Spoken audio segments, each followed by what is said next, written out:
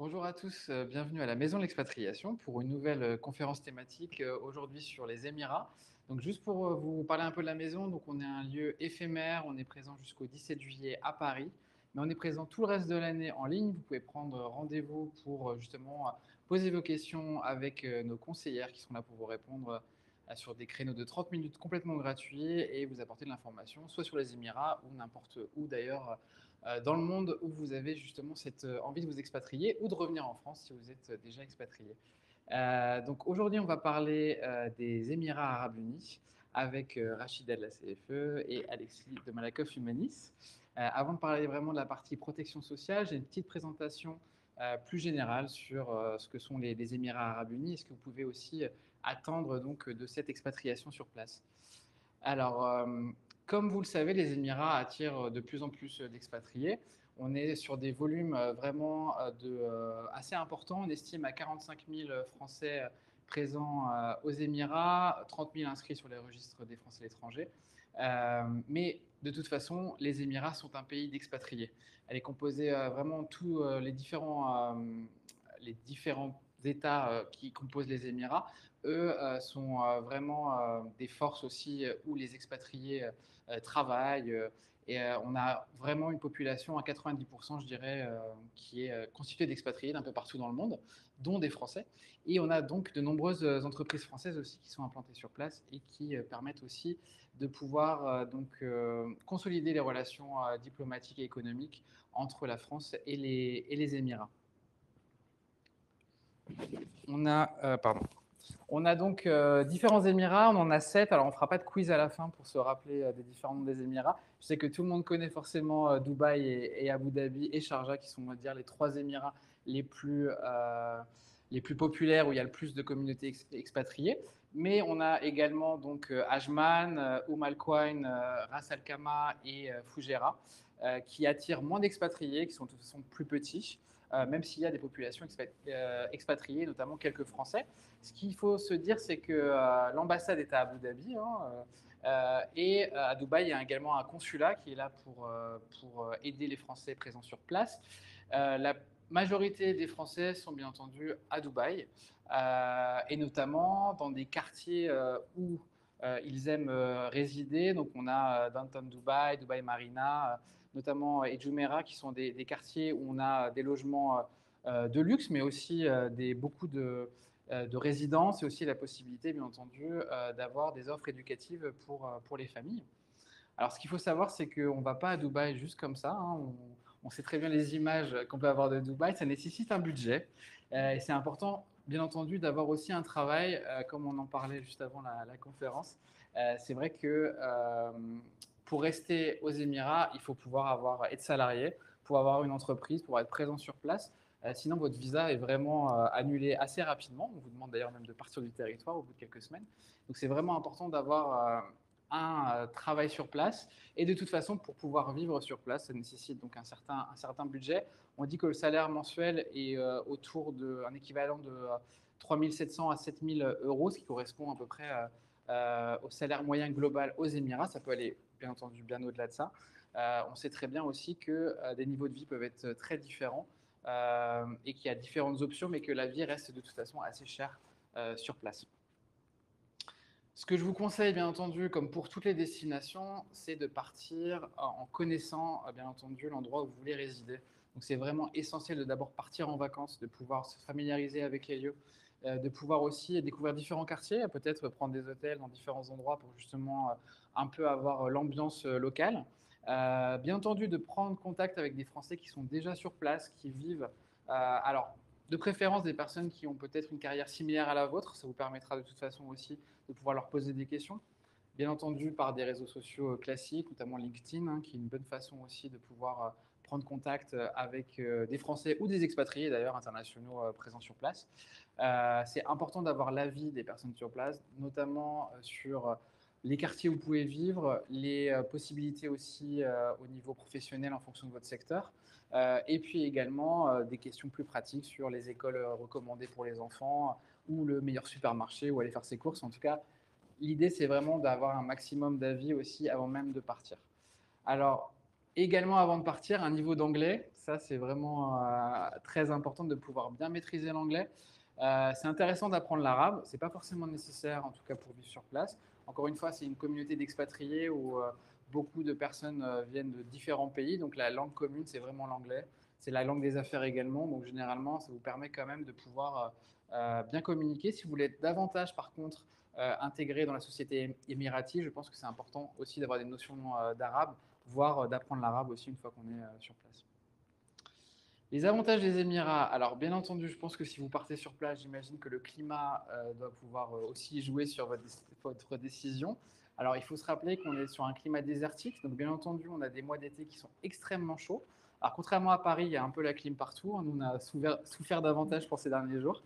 Mais il ne faut pas négliger ça. C'est vrai qu'on est sur des chaleurs quand même assez intenables en journée. Le soir, ça baisse quand même peu. En revanche, pour les autres mois de l'année, on peut être sur un climat effectivement chaud, mais où les températures baissent de toute façon en soirée. Et puis généralement, je pense que le printemps, l'hiver sont beaucoup plus agréables que ce qu'on peut avoir en France. Donc ça reste de toute façon une destination très prisée. On a accès à la mer, il y a des piscines un peu partout, donc ça peut aussi avoir ce côté loisir qui est très sympathique, ce qu'on n'a pas forcément dans d'autres pays. On est sur un pays aussi un peu de divertissement pour adultes, donc il y a beaucoup de centres commerciaux, il y a beaucoup d'activités. On a des pistes de ski dans certains centres commerciaux, on a des choses voilà, qu'on ne pourrait pas imaginer forcément ailleurs, alors pas forcément des bonnes décisions pour la planète, mais en tout cas, c'est des choses qui permettent de divertir la population sur place. Donc, je dirais que même sur des villes où il n'y a pas forcément beaucoup d'activités en extérieur possible, hein, même si des balades dans le désert, j'imagine, c'est aussi très agréable. On a quand même beaucoup d'activités aussi donc à l'intérieur qui sont possibles. Et puis, ce qu'il faut rappeler également, et je pense que c'est aussi une volonté de beaucoup de personnes, c'est que les Émirats sont une destination très sûre. Donc effectivement, on sait qu'on est dans un pays qui est quand même enclavé par d'autres pays qui ont une actualité pour le coup un peu plus compliquée. Mais en revanche, les Émirats restent tout de même un pays très sûr, avec justement un taux de criminalité qui est vraiment très très bas. Donc je sais que pour les familles, ça peut être bien entendu aussi un facteur de décision.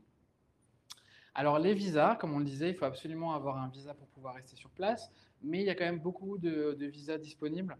Alors bien entendu, les visas de travail sont liés à votre emploi, donc il faut pouvoir trouver aussi un employeur qui est là pour sponsoriser votre visa avant même de partir. Mais il y a également des visas pour les investisseurs. Donc, à partir du moment aussi, vous pouvez montrer une certaine somme d'argent. On a ce qu'on appelle les golden visas, qui sont souvent en plus des visas longue durée d'au moins 10 ans. Ça vous permet aussi de pouvoir vous installer sur place. Alors, ce qu'il faut penser aussi, c'est souvent des visas qui sont familiaux. C'est-à-dire qu'à partir du moment où on a quelqu'un qui, dans la famille, a justement, en tout cas pour les conjoints, a un visa de travail, généralement le conjoint peut suivre sans souci. On a d'autres visas aussi pour les travailleurs indépendants, donc le Green Visa notamment, qui se développe de plus en plus. Je sais que les Émirats essayent notamment d'attirer les digital nomades, hein. On connaît tous les influenceurs qui partent à Dubaï, mais au-delà de ça, même si vous travaillez dans le marketing, la communication et que vous avez votre entreprise en France, c'est quelque chose de possible. En revanche, il faut penser bien au coût de la vie sur place aussi. Donc, pensez bien aussi à pouvoir assurer après ce coût de la vie. On a des golden visa aussi pour les étudiants, donc pour les personnes qui viennent aussi profiter des universités émiraties qui sont quand même très intéressantes. Il y a beaucoup de campus aussi d'universités françaises qui s'installent aussi à Dubaï et aux Émirats en général, et des universités aussi internationales. Et on a également un dernier visa qui vient un peu d'être lancé il y a quelques mois, ça s'appelle le Blue Visa. Donc c'est pour des personnes qui ont apporté des contributions remarquables à la protection de l'environnement. Donc je pense que ça fait partie aussi de la volonté des Émirats de prouver qu'il y a justement une action verte, même si ça s'appelle un Blue Visa. Mais en tout cas, l'idée c'est de se dire, voilà, vous avez une innovation dans la partie environnementale, vous avez une association, voilà. Vous pouvez aussi bénéficier donc, de ce Blue Visa qui permet aussi une résidence de 10 ans. Généralement, on est sur des visas au minimum de 2 ans, souvent de 5 ans ou 10 ans pour ce qui est du renouvellement. Euh, pour justement cette partie visa, n'hésitez pas à prendre rendez-vous aussi avec la maison d'expatriation, avec Oui Immigration, qui est notre partenaire sur cette partie-là, qui pourra vous renseigner, car on sait très bien aussi que Bien entendu, les visas sont dépendants des activités des uns et des autres, donc c'est quelque chose de très spécifique, donc c'est important aussi de prendre conseil. Et de la même façon que dans beaucoup de pays, je pense que ça peut être intéressant de vous accompagner d'un avocat spécialisé aussi dans les questions de visa ou d'installation sur place. Pour la partie droit des familles aussi, c'est toujours intéressant aussi de prévoir tout ça. On a eu quelques conférences aussi sur le sujet au sein de la maison d'expatriation, donc n'hésitez pas à les consulter aussi sur le replay de notre chaîne YouTube sur lepetitjournal.com ou sur la maison d'expatriation directement.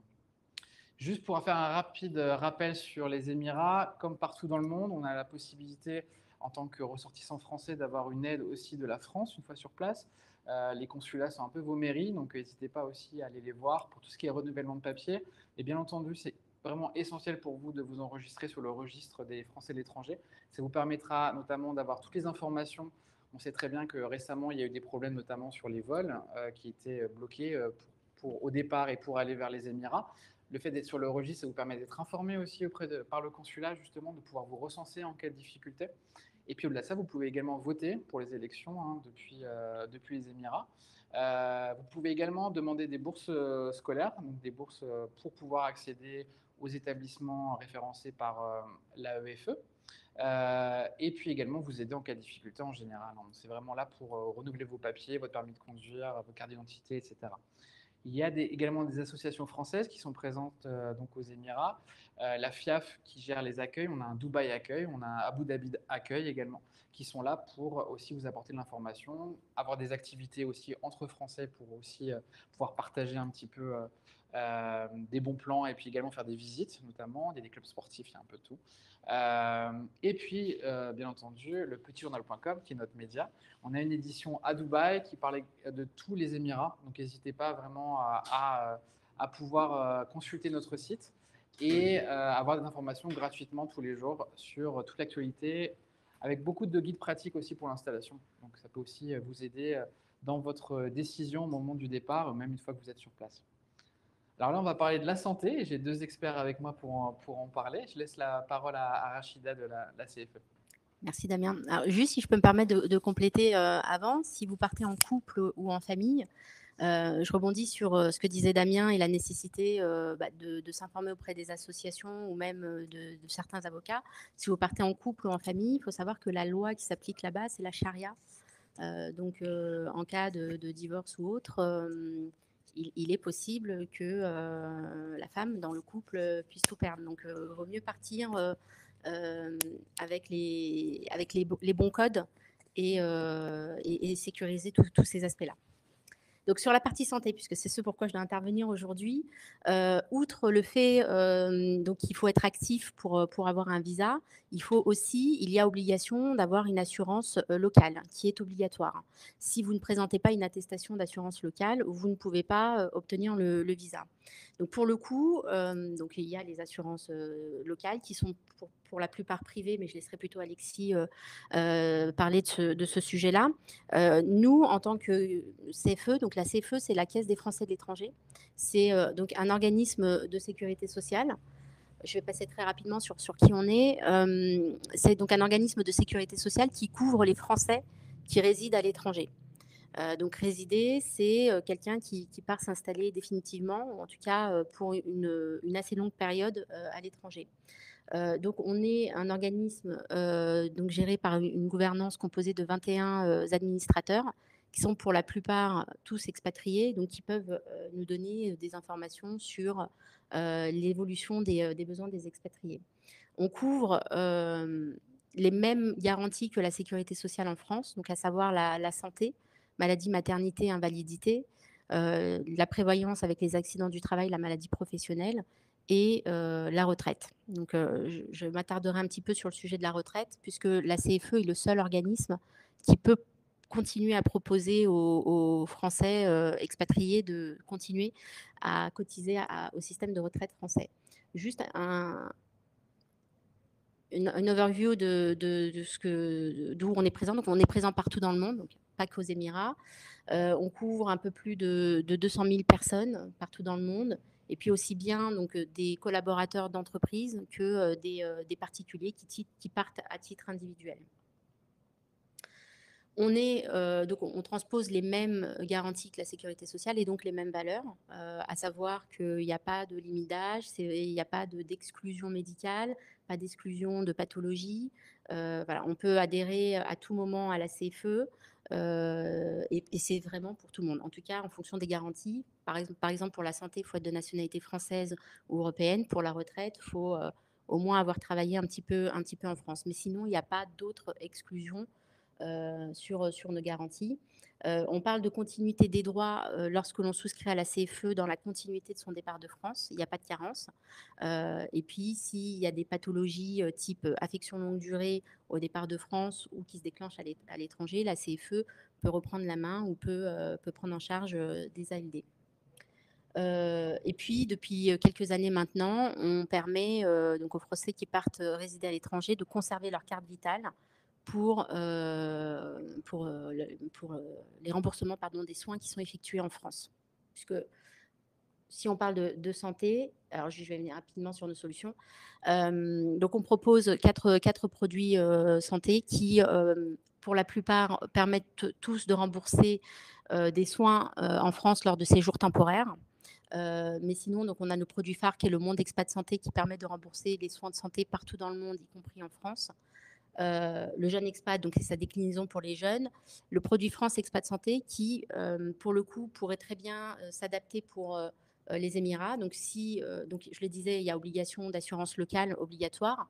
Donc, si vous avez une assurance locale ou un employeur qui vous sponsorise sur votre assurance locale, il faut savoir que vous serez couvert que sur les Émirats. Donc, vous perdrez tous vos droits en France. Donc, la solution France Expat Santé peut être la solution qui permettrait de vous faire soigner uniquement en France. Enfin, la CFE vous rembourserait uniquement sur vos soins en France et donc vous ne perdrez pas vos droits. Donc, les produits qu'on propose donc, sont soit pour une personne seule, soit pour une famille. Donc, on couvre les soins en France ou à l'étranger ou les deux. Et nos services sont accessibles 24 heures sur 24 puisque on a mis en place des espaces personnalisés. Juste, je vais revenir sur la santé aux Émirats. Je ne vais pas rentrer dans le détail parce que je ne suis pas hyper experte, mais je le disais, on est plutôt sur un modèle d'assurance privée. Donc, le coût de la santé peut exploser. Et donc, on a accès à des soins, enfin des établissements très perfectionnés, très à la pointe de la technologie, mais ça a un coût. Et si on n'a pas la bonne couverture, ça peut très vite monter. Et si vous n'avez pas non plus la bonne assurance, il est possible que vous ne soyez pas très, très bien couvert. Quelques exemples de différence de coûts de soins entre la France et ce que vous pouvez trouver aux Émirats. Donc, sur les soins au quotidien, il n'y a pas une grande différence, mais c'est juste aussi pour vous expliquer comment intervient la CFE en tant qu'organisme de sécurité sociale. C'est qu'on transpose l'équivalent de ce qu'aurait remboursé la sécurité sociale en France à l'étranger. Donc, en fonction du coût de la santé, on n'est pas sur les mêmes couvertures. Donc, dans certains pays, ça peut être suffisant. Sur les Émirats, clairement, il vaut mieux avoir une complémentaire santé puisque les remboursements CFE ne seront pas suffisants. Si je prends l'exemple de la consultation généraliste, un remboursement sécurité sociale en France, c'est 18,55 €. Donc, on va prendre l'équivalent, donc une consultation généraliste aux Émirats, la CFE remboursera 18,55 €.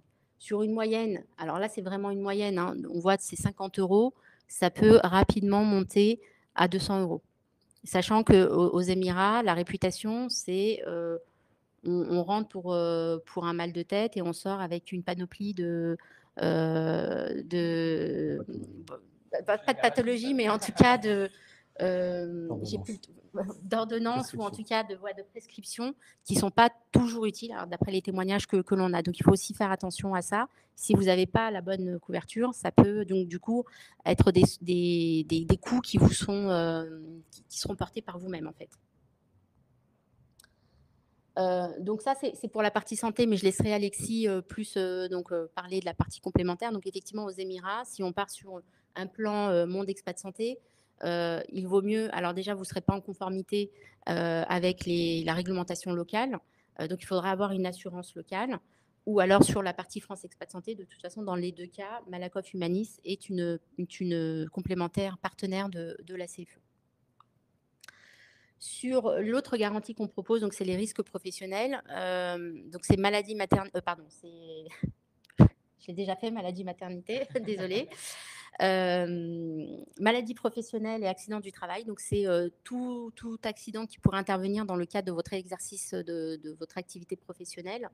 La CFE, donc comme la sécurité sociale, vient vous verser une indemnité journalière compensant une perte de salaire liée à votre incapacité de travail, donc à votre arrêt de travail, et tous les soins qui sont liés à cet accident de travail ou cette maladie professionnelle sont pris en charge aussi par la CFE. Donc là, pour pouvoir souscrire à cette garantie, il faut exercer une activité salariée. Donc c'est important puisqu'on l'a vu, on n'est pas nécessairement que salarié quand on est aux Émirats. Mais du coup, nous, on se transpose à la sécurité sociale. Donc c'est sur cette garantie-là, en tout cas, faut exercer une activité salariée. Ce qui n'est pas le cas sur la partie santé, où la partie santé, il faut juste, en termes d'éligibilité, être de nationalité française ou européenne pour le titulaire du contrat. Par contre, pour les bénéficiaires, on couvre tout le monde, toutes les nationalités du monde. Je ne vais pas trop m'attarder sur cette garantie, puisque toutes les informations sont aussi sur notre site internet. Et la troisième garantie, donc c'est l'assurance retraite. Je le disais, la CFE est la seule entité à vous permettre de continuer à cotiser dans les mêmes conditions à la retraite, dans les mêmes conditions que si vous travaillez en France. Donc là aussi, il faut être salarié. Ça veut dire quoi? Ça veut dire que en souscrivant à la CFE pour la partie retraite, vous continuez à alimenter votre compteur de trimestre, mais si vos salaires perçus aux Émirats peuvent faire partie des 25 meilleures années de salaire, du coup, ils seront pris en compte dans le calcul de la pension de retraite. Donc, je précise que la CFE est le pendant de la CNAV, la Caisse nationale d'assurance vieillesse, donc la retraite de base. En France, il y a la retraite de base, il y a la retraite complémentaire, qu'Alexis développera aussi quand je lui céderai la parole, parce que je la monopolise. Je fais du suspense aussi en même temps. Et donc, pour pouvoir y souscrire à l'assurance retraite, il faut avoir cotisé au moins 5 ans au système de retraite français. Donc, l'idée, c'est d'avoir une continuité. Et pour les conjoints accompagnants, il faut savoir qu'il est possible, parce que souvent dans le cas d'un couple qui part en expatriation, c'est souvent l'un des deux qui part et le conjoint suit. Donc, il quitte très certainement son emploi en France et ne trouve pas nécessairement d'emploi dans l'immédiat dans son pays de résidence. Donc, il faut savoir qu'il est possible pour ce conjoint accompagnant qui n'exerce pas d'activité lors de son expatriation de souscrire à la retraite. Donc, c'est au titre du parent chargé de famille ou d'un ancien assuré du régime obligatoire. Donc voilà, mais les conditions, c'est donc d'être expatrié et de ne pas exercer d'activité à l'étranger. Et sur cette condition-là, ça permet uniquement d'alimenter son compteur de trimestre. Donc ça permet d'éviter des trous dans la carrière du conjoint qui accompagne. Donc la carte vitale, j'en ai parlé. De toute façon, les slides vous seront envoyés à l'issue de cette conférence. Là, on vous a mis les coordonnées pour contacter la CFE, mais il est aussi possible de prendre rendez-vous donc à la maison d'expatriation si vous avez des questions plus pointues sur la CFE, ce que je viens de vous expliquer. Alexis, c'est à toi. T'as ton micro. J'ai mon micro. Merci. Alors, 2 mots pour compléter ce qu'a dit Rachida sur le système de santé aux Émirats. Donc, il y a un système public-privé, mais le système public, les expats n'y ont pas tellement accès, c'est réservé aux ressortissants émiratis. Un système privé qui s'adresse à tous les expatriés. Rachida l'a dit, c'est un bon niveau. Il y a des bons hôpitaux, des bons médecins. Il y a, Rachida a dit, une obligation de couverture médicale. Donc, c'est un système il n'y a pas de sécurité sociale, mais un peu comme les États-Unis d'ailleurs, il y a une obligation d'avoir une couverture privée. Et c'est d'autant plus important que, soit pour avoir le visa, ou en tout cas pour le renouveler, il faudra justifier une couverture locale. Voilà. Et elle répond, cette couverture locale, à un certain nombre de cahiers des charges. Donc, des minimums de couverture, des plafonds, la présence d'un gestionnaire de frais de santé local, Voilà, un certain nombre de choses comme ça. Donc, l'obligation de couverture, c'est soit via l'employeur quand on est salarié, mais là, l'obligation, c'est de couvrir à minima le salarié, pas forcément la famille. Donc là, il faudra regarder si vous avez un employeur local, comment il vous couvre. Et sinon, c'est une obligation à titre individuel. On l'a dit, si on ne justifie pas d'une couverture locale, on aura des difficultés à avoir un visa ou à le renouveler. On a une réglementation qui varie un peu d'un émirat à l'autre, sachant que les deux émirats phares, Dubaï et Abu Dhabi, ont des réglementations assez similaires. C'est-à-dire que les couvertures minimales et les cahiers des charges ne sont pas très éloignés l'une de l'autre. Voilà, ça c'est un peu la tambouille interne des Émirats. Et puis j'ai dit, voilà, pour renouveler les visas, il faut... Donc, Rachida l'a aussi un peu dit, aux Émirats, ce qui va être compliqué, c'est le parcours de soins. Trouver le bon médecin, le généraliste, et éviter la surconsommation. La santé aux Émirats, c'est du business, hein, rien de plus, rien de moins. Il y a un certain nombre de lois qui régulent le secteur, mais enfin, c'est de la réglementation un peu light. Et on est sur du business. Donc, c'est pas rare que pour un petit mal de dos, vous ressortez avec 15 000 analyses, y compris analyses de sang, radio et autres. Voilà. Chose qu'on fait en France quand on a détecté des problèmes un peu graves ou quand le médecin n'est pas en mesure forcément de faire un diagnostic. Là, aux Émirats, d'emblée, généralement, ils ne vont pas s'embêter. Ils vont vous prescrire pour plusieurs centaines, voire milliers d'euros d'analyse si on ne fait pas attention. Et si on n'est pas vigilant sur le médecin qu'on va aller voir. Donc là, c'est un point de vigilance parce que cette surconsommation entraîne des assurances qui peuvent être très chères puisque si vous consommez beaucoup, si c'est très cher, le coût de la couverture est d'autant plus élevé. Voilà. Donc un risque de surtraitement et des coûts, on l'a vu, qui sont parfois très au-delà des normes françaises, notamment sur toute la médecine un peu lourde. Je ne sais pas, un IRM par exemple ou une radio, ça peut être beaucoup plus cher qu'en métropole. Voilà, un petit rappel, quand on quitte la France de manière définitive, ou en tout cas quand on n'est plus résident en France, on n'est plus couvert par la Sécu. Donc là, je ne parle pas d'un séjour temporaire à l'étranger, mais si vous décidez d'aller vous installer aux Émirats, eh bien, vous ne serez plus couvert par la sécurité sociale française. Vous dépendrez du régime du pays dans lequel vous êtes, en l'occurrence les Émirats. Ce n'est pas parce que votre carte vitale indique que vous êtes couvert jusqu'en 2030 que vous êtes couvert jusqu'en 2030. Hein. Dès lors que vous quittez la France, vous êtes censé d'ailleurs rendre votre carte vitale, sauf si vous adhérez à la CFE, puisque la CFE vous permet de conserver et d'utiliser la carte vitale pour vos soins en France lors d'un retour temporaire en France. Donc, Malakoff Humanis, bon, vous devez peut-être avoir entendu parler de nous, où on a deux activités. Une activité, un peu de mission de service public, puisqu'on gère la retraite complémentaire des salariés du privé, le régime Agirc-Arrco. Et on a une caisse de retraite dédiée aux expatriés. Donc, on permet aux expatriés de continuer à cotiser comme s'ils étaient en France. Donc, avec la CFE, vous avez la régime de base. Et avec Malakoff Humanis, vous avez la retraite complémentaire. Et puis, on a une autre activité qui est une activité concurrentielle en santé-prévoyance. Et là, ce que les gens ne savent peut-être pas, c'est que la majeure partie de notre activité sont des complémentaires santé en France, mais on a aussi des complémentaires santé spécifiques, en santé et prévoyance, spécifiques pour les expatriés. Voilà. Donc en France, quand vous êtes salarié, en France, vous avez la retraite, avec la retraite de base et la retraite complémentaire, on l'a vu. Vous pouvez avoir éventuellement de la retraite par capitalisation, de la couverture santé et la prévoyance et éventuellement l'assurance chômage. Quand vous allez vous expatrier, vous pourrez garder, en fonction de votre statut, de ce que vous faites, si vous êtes salarié, pas salarié, vous pouvez garder tout ou partie de cette couverture. Donc on a vu que pour la retraite de base, c'est la CFE qui vous permet de continuer à acquérir des trimestres. Alors Rachida dit que c'était important tout à l'heure d'avoir cette continuité pour ne pas avoir de trous dans la carrière et donc une pension qui soit un peu à la baisse.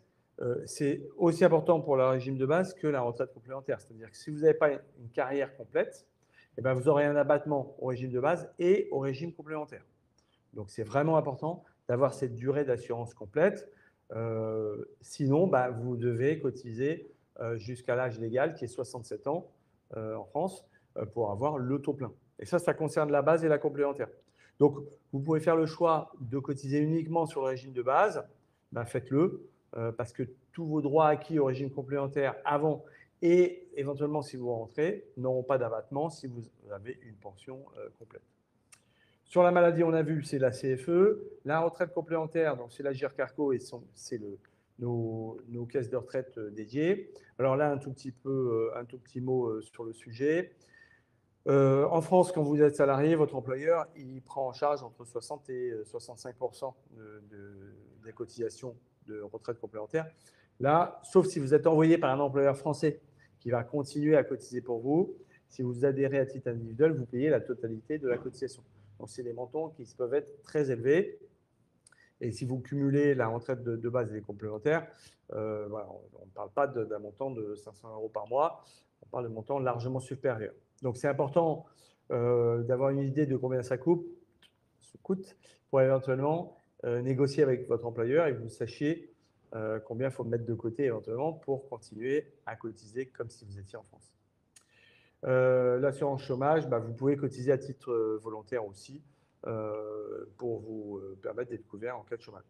Un petit mot, je reviens en arrière sur la complémentaire santé, puisque la CFE rembourse, on a vu, sur des niveaux à peu près équivalents à ceux de la Sécu. Nous, on va compléter ces prestations pour éviter ou totalement ou partiellement un reste à charge. Donc, on a plusieurs niveaux de couverture et on va rembourser avec des plafonds plus ou moins élevés. On a 5 niveaux de couverture. Donc, en fonction de ce niveau de couverture, vous avez des cotisations qui sont plus ou moins chères et un niveau de couverture qui est plus ou moins élevé. L'intérêt d'une couverture un peu dédiée expat, c'est qu'elle va intégrer un certain nombre de services spécifiques pour les expatriés. Le premier d'entre eux, c'est l'assistance. Assistance, rapatriement, prise en charge. Donc d'assurance bagage, des petites couvertures comme ça. Mais le plus important, c'est le rapatriement ou la prise en charge hospitalière. Et là, vous avez des services de prise en charge 24/24. Le système est assez simple. Si vous avez une hospitalisation programmée, eh ben vous nous prévenez. Nous allons analyser les prescriptions qui vous ont été faites. C'est là où nos équipes médicales peuvent intervenir et regarder sur l'ordonnance qui fait 40 lignes ce qui est vraiment nécessaire ou pas. Éventuellement, prendre contact avec votre accord avec le médecin ou l'hôpital pour essayer de lui faire entendre raison sur une partie de ce qu'il a prévu de faire. Et puis, deuxième point, négocier le prix. Là, c'est fondamental. Si on ne négocie pas le prix, ils verront que vous avez une couverture expat et vous aurez des prix très élevés. Donc là, les Émirats, c'est un des pays où on négocie les tarifs. Évidemment, si on est prévenu en avance, c'est plus simple de négocier le tarif. Une fois que tout ça est vu, on donne le go à l'hôpital, vous êtes hospitalisé, vous n'avez rien à avancer et on paye la totalité de ce qui est prévu. Voilà. Si c'est une urgence, bah, vous vous appelez dès que vous pouvez et là, on prend contact avec l'hôpital, on leur envoie les papiers nécessaires pour dire tout est pris en charge et on essaye aussi de négocier les tarifs, mais là, c'est plus compliqué quand c'est une urgence. Voilà. Tout ça, ça peut coûter cher, ça va dépendre d'un certain nombre de choses, de votre niveau de garantie, de votre âge et du nombre de personnes à couvrir. Donc, c'est difficile de donner un tarif, ça varie de simple au fois 15 en fonction de tous ces paramètres. Et donc, on vous recommande de prendre contact avec nous avant pour que vous ayez une vue globale du coût de cette protection sociale et on saura vous donner un devis détaillé avec la retraite, la santé, la prévoyance, la base, la complémentaire. Et puis, une fois que vous aurez ça, vous pourrez, si vous pouvez négocier avec un employeur, négocier votre salaire et puis faire un choix, s'il y a un choix à faire, de dire quelle est la priorité de vos couvertures. Voilà. Et par exemple, pour la retraite, on vous dira bah, la priorité, c'est plutôt le régime de base que la retraite complémentaire. Et puis, sur les complémentaires, bah, on verra avec vous quel est le mieux. Donc, nous, nos couvertures, c'est les couvertures françaises. Elles vous couvrent aux Émirats, en France et ailleurs aussi en cas d'accident ou pas. Par contre, ce ne sont pas des couvertures qui sont homologuées. Pour être homologué, il faut un assureur local, il faut un gestionnaire local, il faut tout ça localement. Donc, ce qu'on recommande, c'est de prendre une assurance locale la moins chère possible, minimum, qui va vous couvrir pas très bien, vous ne l'utiliserez pas forcément, et vous reposer sur la CFE et notre complémentaire pour la plupart de vos soins médicaux. Voilà, j'en ai terminé pour la partie complémentaire. Et s'il y a des questions. Oui, merci beaucoup. Est-ce qu'on a des questions dans le chat? Merci beaucoup. On a quelques questions dans le chat. Si on cotise à des PERP, est-ce qu'on peut continuer si on est à Dubaï? Oui, alors les PERP, ce sont des mécanismes d'épargne retraite vraiment franco-français qui ont un intérêt quand on est en France puisqu'il y a des déductions fiscales, sociales. Là, si vous n'êtes plus résident en France, vous n'aurez plus de déduction sociale et a fortiori pas normalement de déduction fiscale. Mais oui, vous pouvez normalement le garder. Il faudrait juste vérifier. La plupart des produits de retraite ou d'épargne français peuvent être conservés lorsque vous êtes à l'étranger, mais il faut quand même vérifier. Certains nécessitent une résidence, mais je ne pense pas pour le père. Voilà.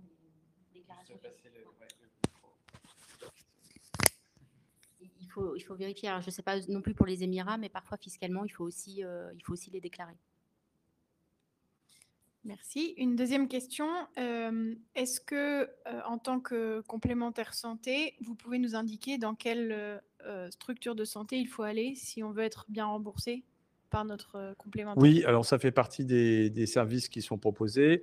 On peut tout à fait vous donner des médecins référents, spécialistes ou des noms d'hôpitaux. Après, on a aussi d'autres services comme la téléconsultation qui peuvent être utiles dans certains cas, ou des services dédiés à la maternité, sur l'orthophonie par exemple, avec des spécialistes francophones. Donc oui, on est là aussi pour donner ces conseils. Précision juste pour la téléconsultation, du coup, comment ça se passe? C'est en France dans ces cas-là? Alors, la téléconsultation, elle fonctionne 24 heures sur 24. Elle est en France, mais pas forcément. Ça dépend. On a des centres d'appel, puisqu'on a un prestataire, des centres d'appel qui peuvent être partout, mais la plupart sont en France. On va délivrer une ordonnance qui n'est pas forcément reconnue dans tous les pays. Là, ça dépend du pays. Je n'ai pas en tête Dubaï. Et néanmoins, ça permet la plupart du temps de faire les premières urgences, entre guillemets. Ça permet de rassurer et le médecin sera à même de dire s'il faut une consultation physique ou pas. Dans un certain nombre de cas, il faut, mais dans d'autres, ce n'est pas nécessaire. Une dernière question en ligne. Si on a une ALD, est-ce que vous couvrez avant de partir ou pendant le séjour? Alors, côté CFE, c'est ce que je disais en début de présentation. Effectivement, si l'ALD est déclarée en France, lorsqu'on souscrit à la CFE, on reprend l'ALD. C'est juste que la précision, c'est qu'en France, l'ALD, c'est une prise en charge à 100% du tarif français. Lorsqu'on est à l'étranger, du coup, ce n'est pas 100% du coût de la dépense. Donc, il peut y avoir des différences de prise en charge par la CFE. Mais en tout cas, l'ALD est bien prise en compte. Et si toutefois, il y avait aussi une ALD à déclarer à l'étranger, la CFE est en capacité, avec le médecin traitant, de mettre en place cette ALD. Elle est reconnue par la France si elle a été déclarée En cas de retour en France définitif, oui. Mais l'ALD est à renouveler régulièrement. Donc, j'ai une dernière question qui vient d'arriver. Pour l'assurance obligatoire, est-ce qu'il faut la contracter avec un fournisseur qui exerce aux Émirats? Oui. Oui. Merci à tous ceux qui nous ont suivis en ligne. Est-ce qu'on a des questions